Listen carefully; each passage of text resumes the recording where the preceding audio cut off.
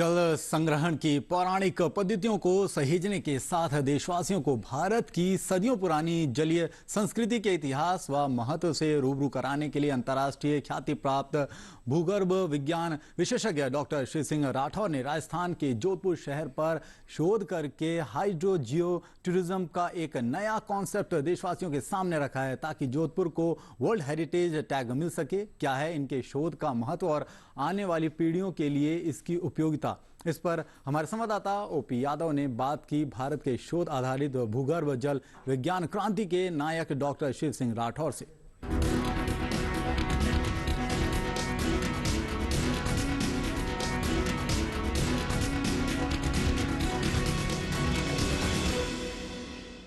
मरु प्रदेश राजस्थान में जल की महत्ता हर इंसान जानता है, क्योंकि यहाँ पे पानी कम रहता है, लेकिन जो यहाँ की जीविका है उसको लेकर लोग जागरूक रहते हैं और जल संरक्षण के साथ काम करते रहते हैं। पानी की महत्ता को ध्यान में रखते हुए एक हमारे साथ डॉक्टर मौजूद हैं, डॉक्टर शिव सिंह राठौर।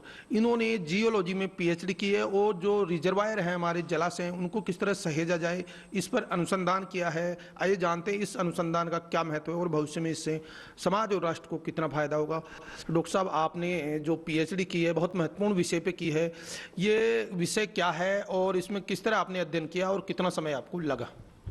अब देखिए, विश्व के अंदर जो भी सभ्यताएं आज तक विकसित हुई है वो जल के किनारे पर विकसित हुई है। अगर जल नहीं है तो वहाँ सभ्यता विकसित नहीं हो सकती है। सभ्यताओं के बाद में आप देखेंगे जैसे नगर और जिले बने हैं, उसके अंदर सबसे पहले पीने के पानी की उपलब्धता को मद्देनजर रखते हुए उस शहर का, उस जगह का विकास हुआ है।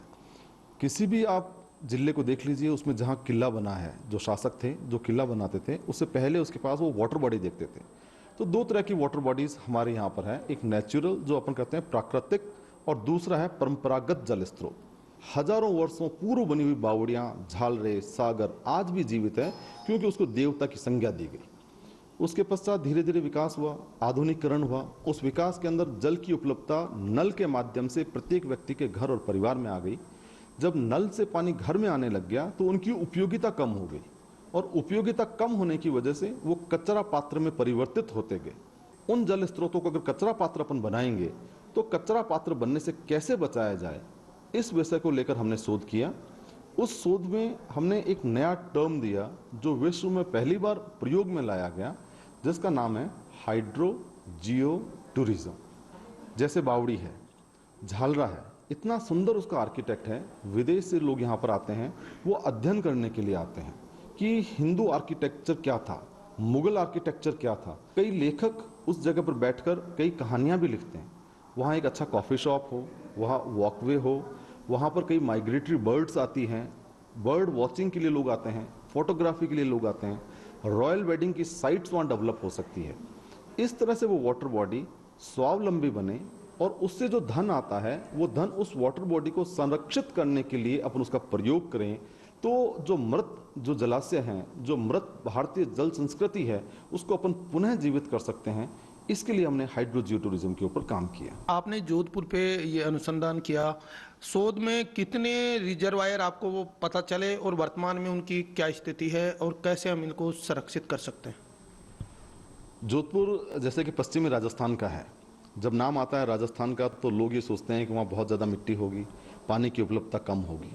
जब मैंने शोध किया तो चौंकाने वाले आंकड़े हमारे सामने ये थे कि जोधपुर शहर, मैं पूरे जोधपुर जिले की बात नहीं कर रहा हूँ, मात्र जोधपुर शहर के अंदर मैंने मेरे शोध कार्य में 1000 परंपरागत और प्राकृतिक जल स्तरों को नाम इसके अंदर उल्लेखित किया है, जिसके अंदर 114 बावड़ी है, झालरे हैं, नाडे हैं, टांके हैं, सागर है, कुएं हैं, और भी जो परंपरागत जल स्रोत होते हैं वो जल स्रोत हैं। और प्राकृतिक जल स्रोत भी वहाँ पर बहुत ही सुंदर है, जैसे कायलाना है, बालसमंद है, उमेद भवन के पास में एक तालाब बना हुआ है। इस तरह से सारे प्राकृतिक और परंपरागत 1000 जल स्रोतों को मैंने मेरे शोध कार्य के अंदर लिपिबद्ध किया है।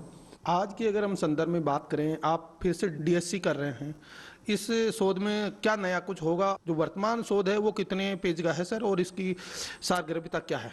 हमने सोचा कि राजस्थान के कुछ जिले चिन्हित किए जाएं, उन जिलों के अंदर कितने जलाशय हैं, जल स्रोत हैं जो अच्छी कंडीशन में हैं या टूट रहे हैं तो उनको कैसे ठीक किया जा सकता है, उन सबको लिपिबद्ध करके हाइड्रो जियो टूरिज्म के रूप में इनको हम किस तरह से विश्व के मानचित्र पे ला सकते हैं, यूनेस्को के साथ मिलकर हम किस तरह से इनको वर्ल्ड हेरिटेज टैग दिलवा सकते हैं, जिससे राजस्थान के अंदर पर्यटन बढ़े, राजस्थान की जल संस्कृति वो जीवित रहे।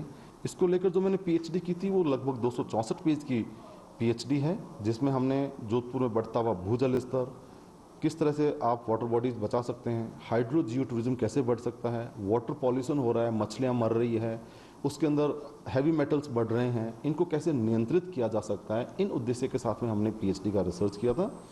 और जो डीएससी कर रहे हैं वो राजस्थान में कुछ जिले हैं, हम चाहते हैं कि राजस्थान में 20-25 इस तरह की वाटर बॉडीज़ को हम डेवलप करें, तो जो यहाँ पर्यटक आ रहा है, जो यहाँ के किले, यहाँ की संस्कृति देखता है, वो यहाँ आकर यहाँ की जल संस्कृति, क्योंकि पश्चिमी राजस्थान में जो व्यक्ति जल संस्कृति देखेगा वो समझ सकता है कि जल की महत्वता जो पश्चिमी राजस्थान के अंदर शासकों के और नागरिकों के द्वारा रही है वो अनुकरणीय है।